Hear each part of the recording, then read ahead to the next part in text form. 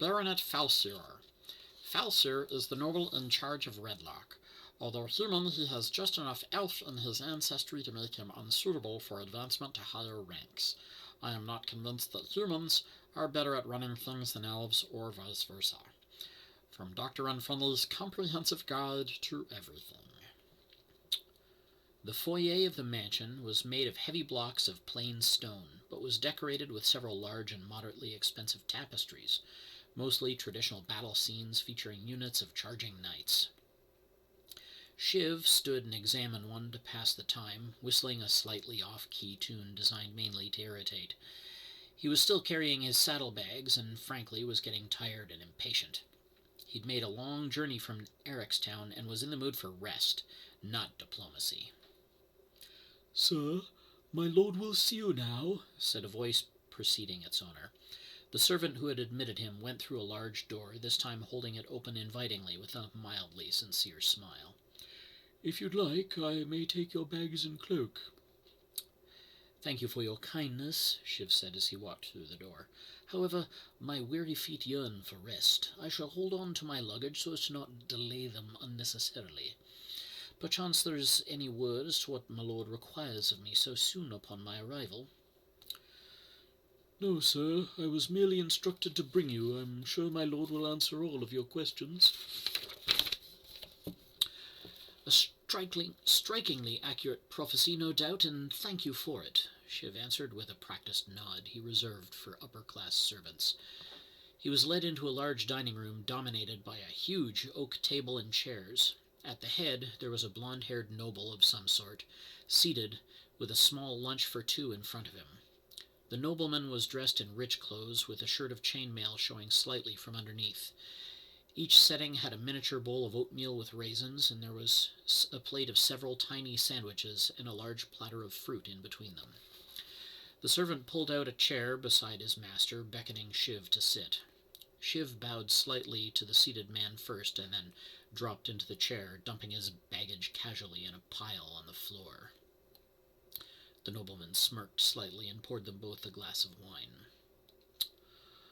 "From what I understand, your name is Shiv," he said. "And I also understand that you single-handedly subdued the Hammerhand brothers almost without a thought." He took a sip of his wine and looked expectantly over the rim for Shiv to reply. "Well, it actually took a fair amount of thought, sir," Shiv said, lifting his own glass. It was a real glass, somewhat unusual for the lower nobility. He took a sip himself and was surprised that the wine was fairly good. Often the nobility gave only the cheapest wine to commoners. "And no small amount of effort, especially, I might add, to avoid the unnecessary loss of life or limb." "Yes, so I heard," the nobleman replied with a nod and a slight frown. He took one of the sandwiches and gestured for Shiv to do the same. "It might have been easier for everyone if that had not been the case. Never mind, I am Baronet Falsier, the local lord. I have been short of fighting men since a skirmish in the spring cost me more than half my knights. I've been hiring experienced mercenaries lately, and as a result, and I'd like you to join. You obviously can fight, and the pay is reasonable." "Well, that truly and pleasantly surprises me, my lord," Shiv said. The little sandwiches were actually quite good, some sort of meat paste that seemed to retain its sweet flavor, a scrap of lettuce and pickle rounding it out. "Ordinarily, I would expect this to be the get-out-of-my-town speech.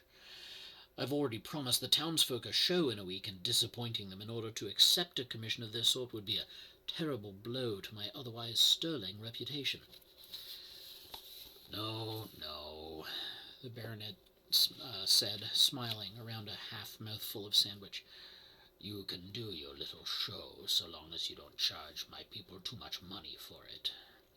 They'll know your position here would only be temporary anyway.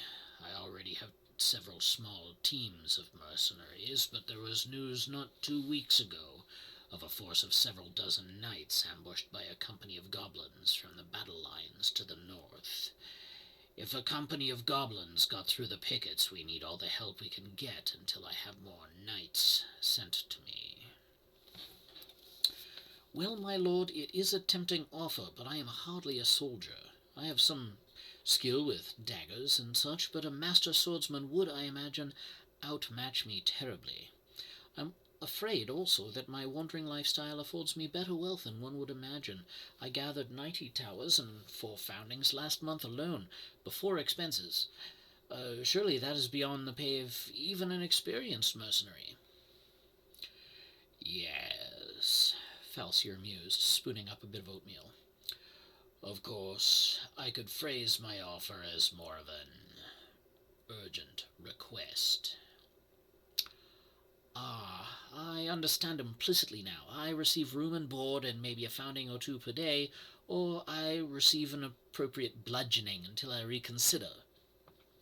"Something like that, yes," replied Falsier with a subdued grin. "Anyway, anyway, you won't be able to stay in the Tortoise Toe Inn. It's owned by Mother Hammerhand. The Hammerhand brothers are a nice bunch of boys, but prone to mischief from time to time, and they have a grudge. I don't think you'd want to sleep under their roof unless no other option was available. Fortunately, you can stay here in my guest room. You'll have access to the servants and good food, clean sheets, and a founding or 2 per day. Also, no Hammerhand brothers beating you to death in your sleep. Of course, I must remind you that if you left Redlock and my protection, Rusio Hammerhand is an experienced tracker, and if they were following you, you might be the one caught by surprise." The rest of the meal went somewhat silently as Shiv considered his options.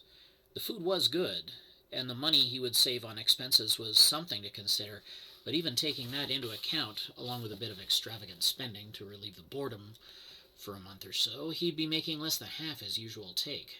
Staying in one place was not useful for his short or long-term goals.